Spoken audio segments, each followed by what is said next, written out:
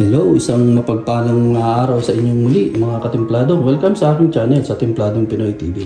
So ngayong araw ay magluluto naman tayo ng tempura, one of the most popular dish in Japan. So okay, ito ang ating mga ingredients na gagamitin.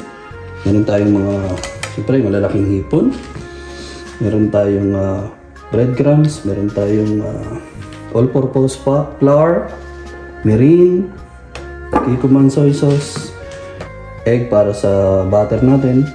Ang mga gulay na pwede natin isama dyan ay asparagus. Since wala akong nakitang mushroom, pwede rin to. Eggplant, tsaka yung broccoli. Tapos syempre, paminta.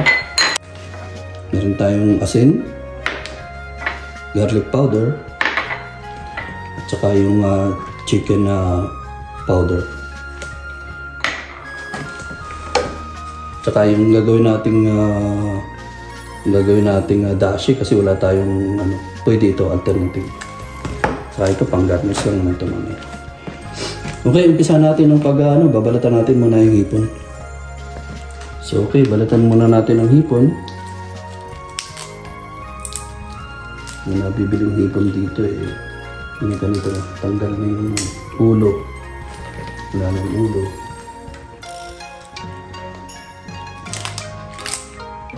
Tsaka maganda nito mga katemplado, yung nabibili ditong hipon sa Canada is wala na yung pinakang parang bean niya dyan, yung bituka. Kaya ready ito, kapag ito babalatan na.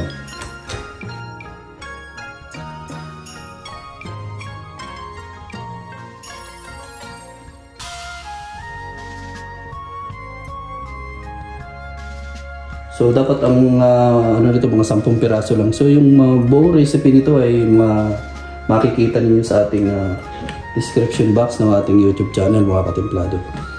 So ngayon ang sunod natin gagawin dito ay ihiwa natin ng konti ito dito sa ilalim. Sa dalawa, tatlo hanggang 4. Tapos ganito ang gagawin natin dito mga katemplado. Ipipress natin ito dito hanggang sa marinig ninyo na tumutunog-tunog yan para pag pinirito ninyo siya ay hindi siya mamaluktot. So once again, pindutin ulit natin dito hanggang sa dalawang ulit natin. So ganyan ang mangyayari sa kanya mga katemplado para straight and stretch. Ganun lang, tuloy-tuloy din sa pangalawa. Iwaan natin.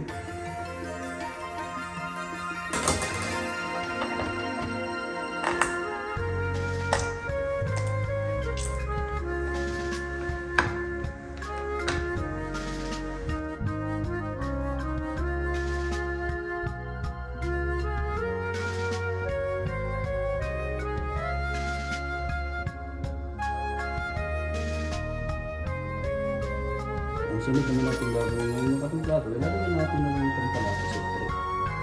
See? Konti-konti lang.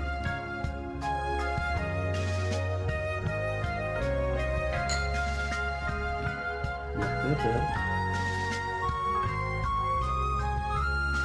Yan ang sinabi ko mga katemplado, kailangan laging malinis ang ating mga kamay. Sure na nahugasan mabuti. Yung mga pupo ay putulin natin. Garlic powder.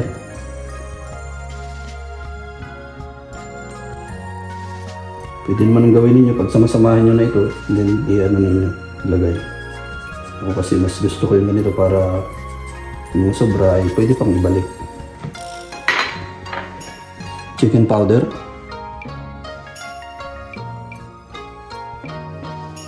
Talagang malinamnam na masyadong tempurang ito boss pagka kumpleto.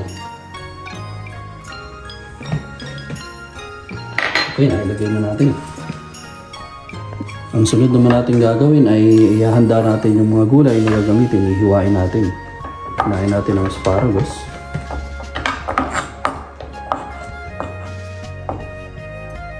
Tanggalin natin yung parteng matigas. So, ganito lamang mga katemplado. Sa talong naman, tanggalin natin yung dulo. Hiwain natin sa gitna. May technique yan sa paghihiwa mga katimplado. Sa ganitong style, medyo slanting natin yung hiwa natin. Magkaroon siya ng design.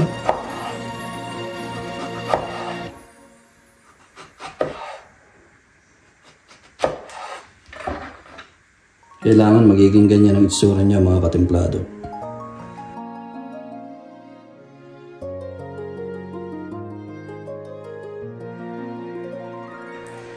So, ang sunod naman yung broccoli. So, okay nitong ganito pag maliit.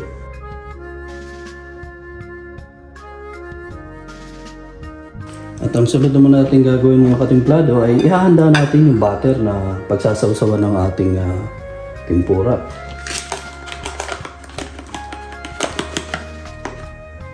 Tansyado ko na ito pero ang buong recipe nito, yung mga ingredients ay ilalagay ko sa description box ng ating YouTube channel.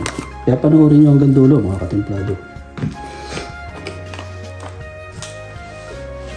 Isang itlog.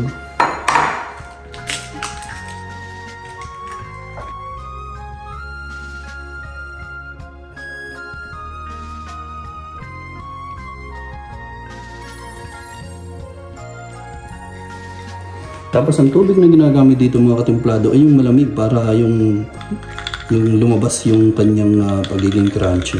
Kailangan malamig talaga. Yan ang sikreto ng tempura mga katimplado. Kanya-kanyang version pero base sa aking karanasan dahil nagtrabaho ko sa restaurant ng araw ay malamig ang aming ginagamit. At shout out sa mga kasamahan ko sa restaurant dyan ng araw, sa food work ng araw. Sila paring Arnold, sila Lilia, sila Sir Arman, Sir Arnel. Shout out sa inyong lahat kung nasan man kayo ngayon.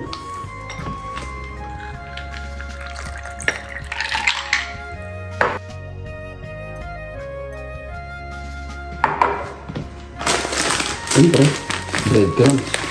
Ito ang magbibigay ng extra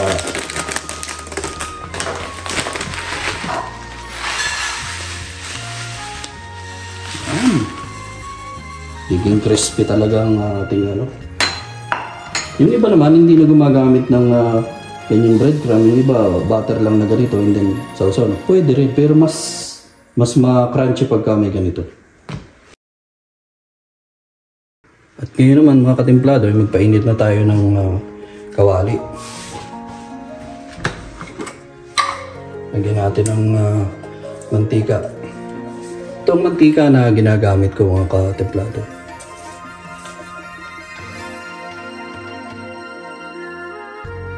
At ang init nito mga katimplado ay kailangan ay 170 to 180 degrees Celsius. Siya nga pala ba mga katimplado, bago ko makalimutan, kailangan lagyan din pala ng pampalasa yung ating butter. Paminta, asin, garlic powder.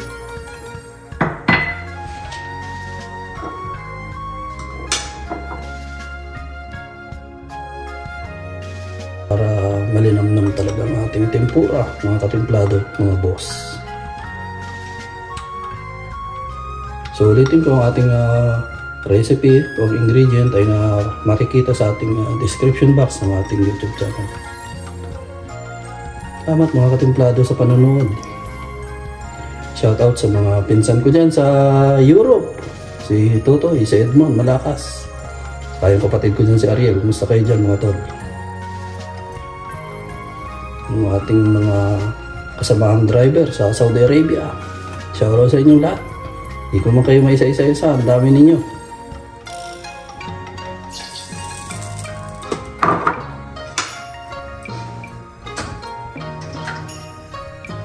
Okay, para matest natin kung talagang mainit na yung ating mantika, sampulan natin. So dahil lumutang na siya, pwede na. So gawin natin, painahan natin ng konting apoy kasi nasa 170-180 degrees Celsius na yun. Okay, ang gawin natin ay umpisa na natin mag-coating ng ating tempura. So muna dito, then sausaw dito. Double coat natin mga katemplado para mas maganda yung mas makapal ng konti at saka siyempre maganda suwabe. Tingin pala mukhang yummy ng kainin.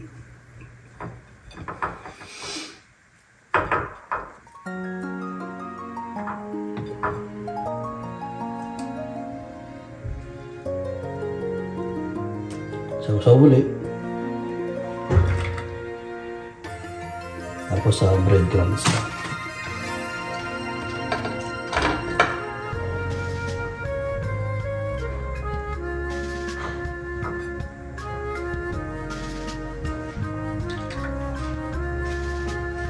Sausaw ulit. Double coating tayo. Tapos ito naman.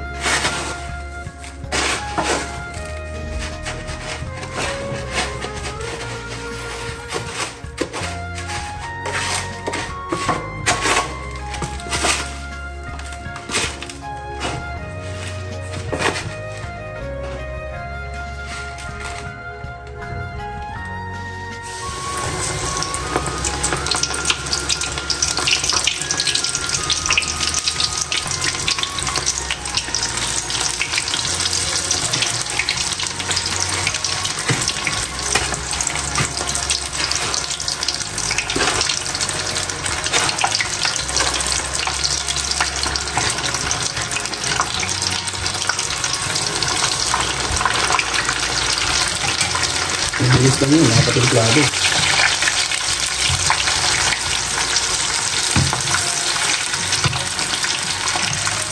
Sabi mo,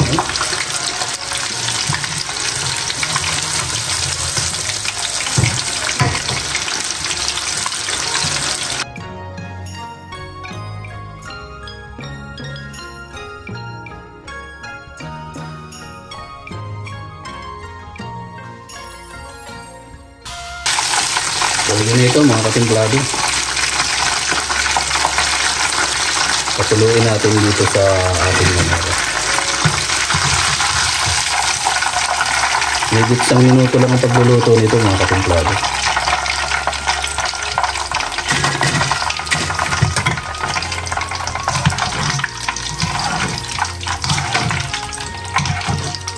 Linisin natin ng mantika. Sa susunod na batch naman. Yung sunod na batch naman mga katemplado. Testingin uli natin kung okay ang mantika. Okay. Sausaw, butter, double coating, sausaw, ang pinali. Ang pampakrunchy masyado.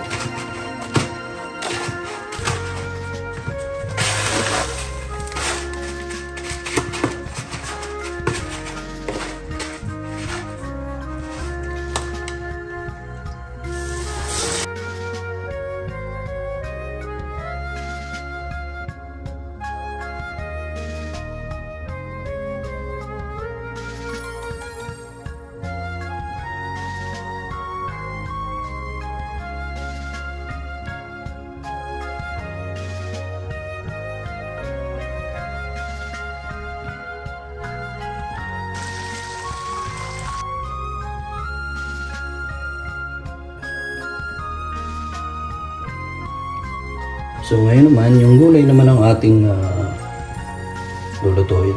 Testing muna natin. Okay, pwede. Unahin natin yung talong. Coat muna natin. And then sausaw.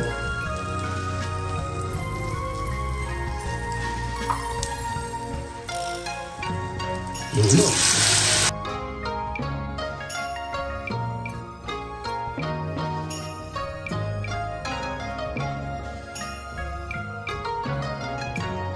Asparagus ko.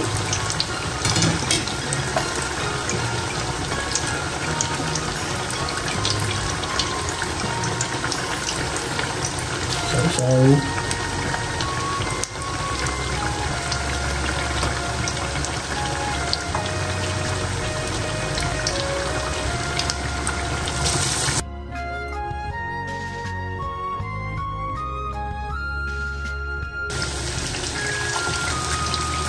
Pwede na ito, hamuin na natin ito mga katemplado.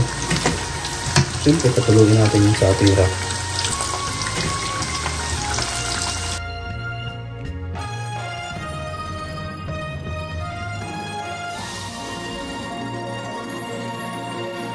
Ngayon naman, ipritohin na natin yung broccoli.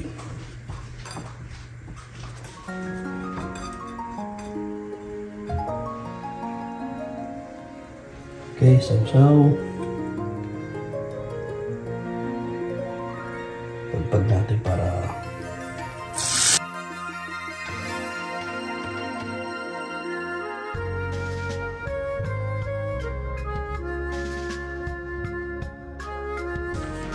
at kaya naman mga katemplado ay gagawa tayo ng sausawan ng ating tempura. So meron tayo ditong dashi.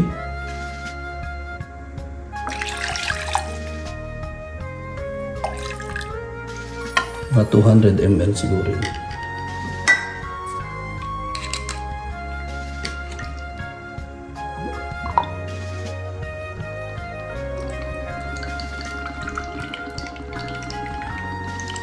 Tapos mga 50 ml na toyo, Kikkoman toyo.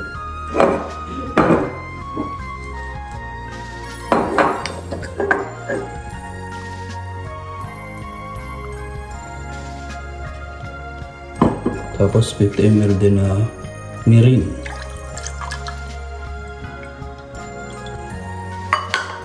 So sasalang natin ng konti ito mga katemplado. So ready din yung ating mga katemplado, yung ating sauce. Okay, ito luto na yung ating masarap na tempura, Japanese food. Okay, salansan na natin dito mga katemplado. Yung sinabi ko, laging maghuhugas ng kamay. Okay, ano mga katemplado? Tatakam na ba kayo sa ating nilutong tempura?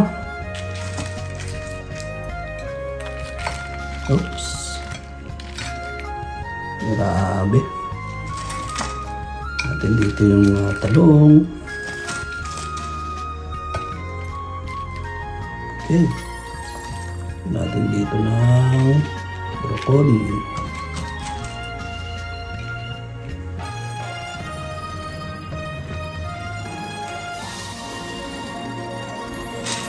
Natin dito ang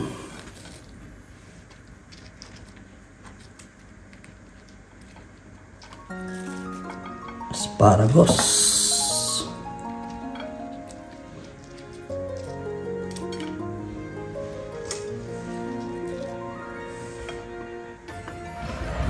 Okay.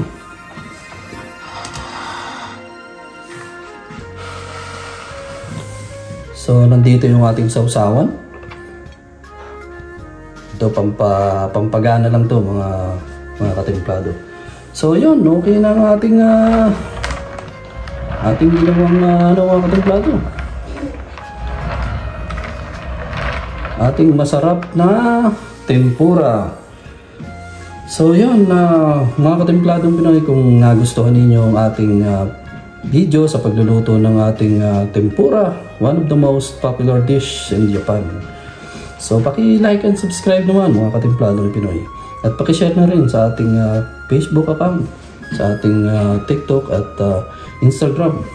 At hanggang sa muli mga katempladong Pinoy, maraming salamat sa inyong lahat at God bless sa inyong lahat mga boss.